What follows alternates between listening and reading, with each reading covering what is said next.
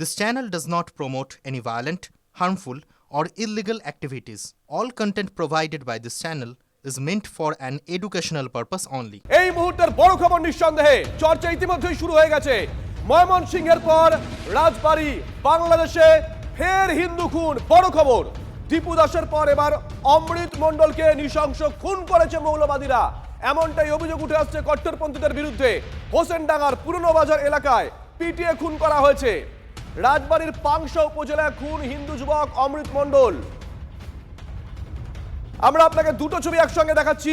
দীপু দাসকে জ্যান্ত জ্বালিয়ে দিয়েছিল কট্টরপন্থীরা, স্লোগান উঠেছিল, ক্যামেরা বন্দি করেছিল তারা, সেই ছবি দেখাচ্ছি। পাশাপাশি দেখাচ্ছি অমৃত মণ্ডল।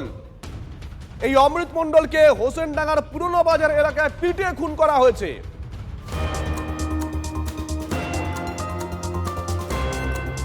আসলে ইউনূসের আমলে বাংলাদেশের সংখ্যালঘুদের ওপর নির্যাতন এখন রোজকার ঘটনা হয়ে দাঁড়িয়েছে। দিন কয়েক আগেই ময়মনসিংহে দীপু দাস নামে এক হিন্দু যুবককে পিটিয়ে পুড়িয়ে খুন করা হয়। গোটা বিশ্ব এই ছবি দেখেছে, যে ছবি আপনাদেরকে দেখাচ্ছি। আর রাজবাড়ীতে নৃশংসভাবে খুন করা হয়েছে অমৃত মণ্ডলকে।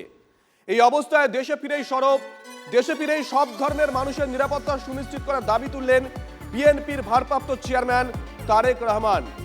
বাংলাদেশের শান্তি শৃঙ্খলা ফিরিয়ে আনতে হবে, সব ধর্ম, সব শ্রেণীর মানুষের নিরাপত্তা নিশ্চিত করতে হবে, দাবি তুললেন তারেক রহমান।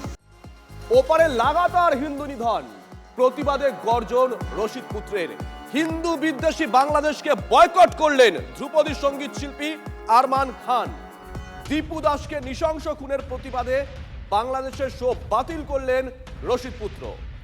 বাংলাদেশের সব শো বাতিলের সিদ্ধান্ত, ভবিষ্যতেও বাংলাদেশে অনুষ্ঠান না করার সিদ্ধান্ত আরমান খানের। আমি খুব এক্সাইটেড ছিলাম যে বাংলাদেশ অনেক বছর পর আবার যাওয়া আমার ছিল, অ্যান্ড অনেক কালচারাল লোকেরা ছিল একটা সময়।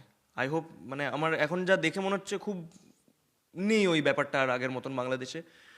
তো এই 1-2 সপ্তাহের মধ্যে যেই ডেভেলপমেন্টটা দেখছি ওখানে, যেভাবে এসকেলেট হয়েছে ওখানে ঝামেলা যা শুরু হয়েছে, আমি লিটারালি ওইটা দেখার পরে যেভাবে টর্চার করা হচ্ছে লোকেদের, ইনস্ট্রুমেন্টসদের ভাঙচুর করা হচ্ছে, ওটা দেখে আমার মনে হয়নি আর যে ওই মাটিতে পা রাখা উচিত যেখানে না মানুষের ভ্যালু আছে না ইনস্ট্রুমেন্টের ভ্যালু আছে।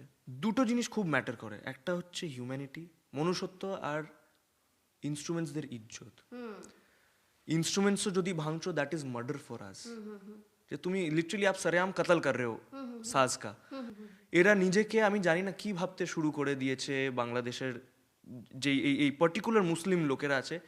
এক তো মানে মুসলিমদের নাম খুবই বদনাম হয়ে গেছে এই সব জন্যে, যেটা দরকার নেই। কেন কি এমন একটা ধর্ম যেটা তোমাকে লেখা নেই যে তুমি গিয়ে মারধার করো।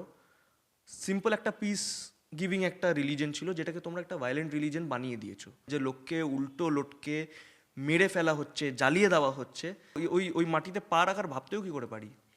ওদের তো দোষ নেই, এটা ওদের দোষ না যে ওরা হিন্দু, ওরা বাংলাদেশে জন্মেছে।